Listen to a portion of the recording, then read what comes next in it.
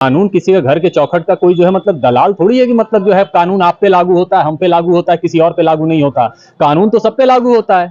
आप एक बात बताइए, अगर कोई व्यक्ति आपसे आपकी व्यवस्था से सवाल पूछेगा तो आप उसको सरकारी काम में बाधा बता देंगे? अरे बिल्कुल है ये सरकारी काम में बाधा। गोरखपुर शहर में जब भी कोई ऐसा संजीदा मामला होता है तो आपने खबरों के माध्यम से देखा होगा कि एक ऐसे व्यक्ति हमारे साथ इस समय खड़े हैं जो आए दिन अपने सवालों से कहीं ना कहीं ऐसी व्यवस्था के प्रति प्रश्न उठाते हैं कि वह अपने आप में एक प्रश्न बन करके रह जाता है। हमारे साथ हैं सत्येंद्र जी जो यहाँ डीएम ऑफिस आए हुए हैं। आइए हम लोग जानते हैं कैसे डीएम ऑफिस आना हुआ। डीएम ऑफिस में आया था, एक ज्ञापन के सिलसिले में आया था जो अल्पसंख्यक आयोग से संबंधित है। उसी संबंधित मेरे ज्ञापन दिए हैं, पार्टी कार्यकर्ता लोग आए हैं। तो अक्सर जो आपको लेकर के एक विवाद लगता है कि सत्येंद्र और विवाद चोली दामन के साथ हो गया है, क्या वजह है भाई? आपको क्यों सबको निशाने पर लिए रहते हैं? देखिए, ऐसा है कि ये समझ समझ का फेर है। सत्येंद्र और विवाद चोली दामन का साथ नहीं है। यहाँ पे वास्तविकता ये है कि सत्येंद्र अगर रास्ते में चल रहा है तो उसको नियम से चलने की आदत है।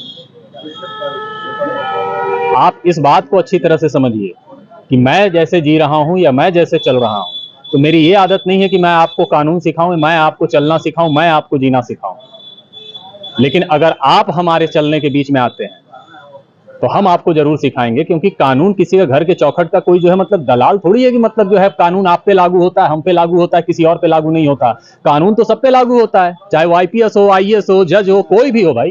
कानून किस पे लागू नहीं होता? सबके हाथ कानून से बंधे हैं, आपके हाथ बंधे हैं, एक आम जनता, आम जो आदमी है उसके हाथ कानून से बंधे हैं। तो कानून सबके लिए एक बराबर होना चाहिए ना।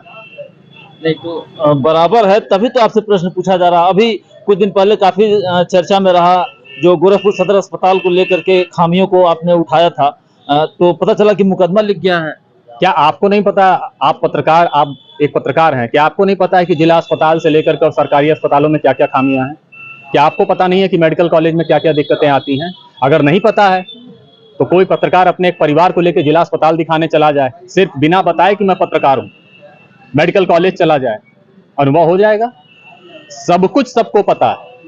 आप एक बात बताइए, अगर कोई व्यक्ति आपसे आपकी व्यवस्था से सवाल पूछेगा तो आप उसको सरकारी काम में बाधा बता देंगे?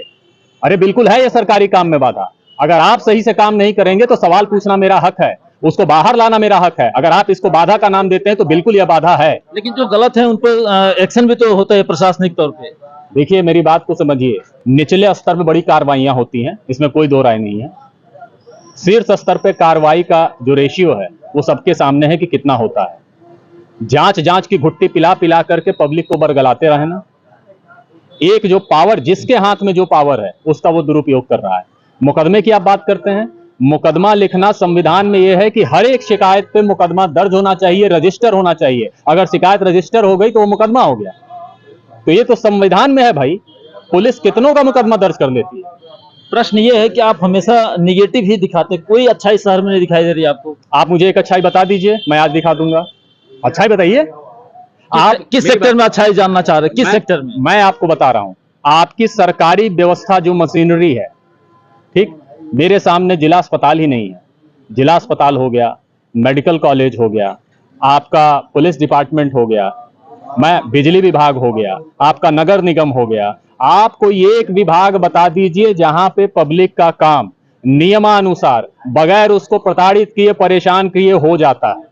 आप खुद सोचिए कि मेरी खबरों में सरकार तो सारी चीजें देती है, सरकार हर चीज के लिए पैसा दे रही है, हर चीज में सुविधाएं बढ़ा रही हैं, वो चला कहां जा रहा है? लेकिन सुविधाएं जिससे हमें मिलनी है, जिन अधिकारियों के तहत, जिनके उनके मातहतों के तहत हमें मिलनी है, वो हमें नहीं मिल रही। तो जब वो हमें नहीं मिल रही तो मैंने हमेशा इस सिस्टम की खामी को दिखाया। और क्या सिस्टम की खामी से आप वाकिफ नहीं है? क्या चाहते हैं आप? हम जो हम चाहते हैं वो तो हम कर ही रहे हैं। हमारा काम है सिस्टम की खामी को दिखाना। और अगर मैं सिस्टम की खामी को दिखा रहा हूं तो वो प्रमाण के साथ दिखा रहा हूं, बरगला नहीं रहा हूं। लेकिन अगर यदि यह सोचा जाता है कि आप अपनी जो आपके पास जो राइट्स मिले हैं, अगर आप उसको लेकर के मुकदमे लिख करके अगर आप धमकाना चाहेंगे, करना चाहेंगे, तो ये गलत है और आप इस कोशिश में कभी कामयाब नहीं होने पाएंगे। लगता है कि आपको, आपके साथ जो है कि तानाशाही बढ़ती जा रही है। नहीं, मेरे साथ तानाशाही नहीं बढ़ती जा रही, मैं इस बात से सहमत नहीं हूं। तानाशाही मैं बर्दाश्त ही नहीं करूंगा। तानाशाही कौन? आपने कहा कि मैं एविडेंस के साथ अपनी बातें रखता हूं, दिखाता हूं, तो फिर आखिर सरकार के तरफ से या प्रशासन की तरफ से मुकदमा दर्ज किया गया, तो कहीं ना कहीं प्रशासन का अपना एक स्टैंड होगा जिसको बेस बनाया गया। नहीं, बेस मुकदमा दर्ज करने के लिए कोई बेस नहीं बनाया जाता। सबसे पहले यह जान लीजिए कि मैंने आपको बताया कि ये कॉन्स्टिट्यूशन में है कि अगर कोई भी शिकायत मिलती है तो उस शिकायत को रजिस्टर्ड करना पुलिस के लिए अनिवार्य है। आप चाहे कुछ भी शिकायत दे दें, ये नियम है, ये कानून है। लेकिन दुर्भाग्य है कि शिकायतें वही रजिस्टर्ड होती हैं, वही एफआईआर में तब्दील होती हैं जो उनकी सुविधा के अनुसार होता है। मैं एक बात आपसे पूछना चाहता हूं, हमने जो खुलासा किया उस खुलासे पे अधिकारियों की मुहर है। उन्होंने मेरे खुलासे को जायज ठहराया ना भाई। अगर उनकी मुहर, उनकी पुष्टि मिल गई तो आपके खिलाफ एक तहरीर पड़ती है, तो तहरीर को आपने रजिस्टर्ड किया तो आपने अपने राइट्स का इस्तेमाल किया। आपके वो राइट्स तब कहां चले जाते हैं जब कोई गरीब पीड़ित परिवार आता है और आपके थाने के 20 चक्कर काटता है एफआईआर लिखवाने के लिए, तब आपके राइट्स कहां चले जाते हैं?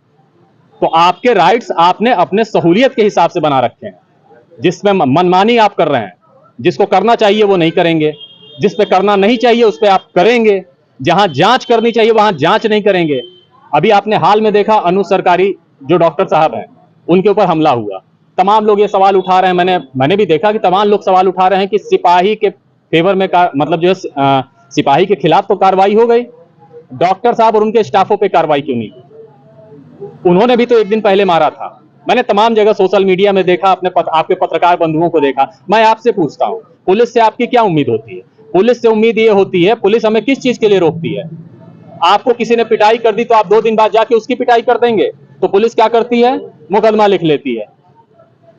वजह जानते हैं इसकी क्या है?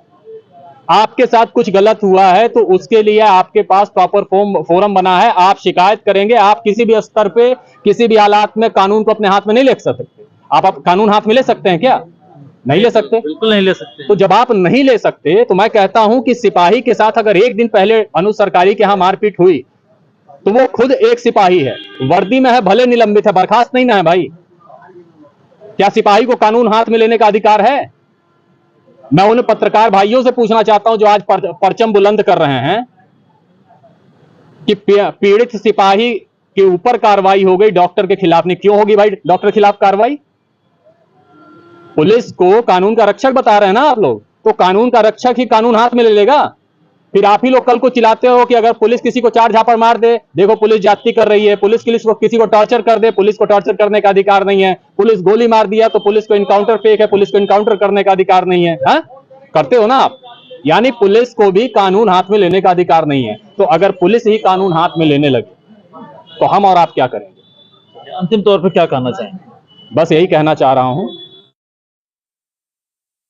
सबके लिए समान रूप से फॉलो कराया जाना शुरू हो जाएगा, उस दिन ये जो अव्यवस्था फैली है ना वो खत्म हो जाएगी। खबर कैसी लगी इस संदर्भ में अपनी राय कमेंट्स के जरिए जरूर दें। तब तक देखते रहें।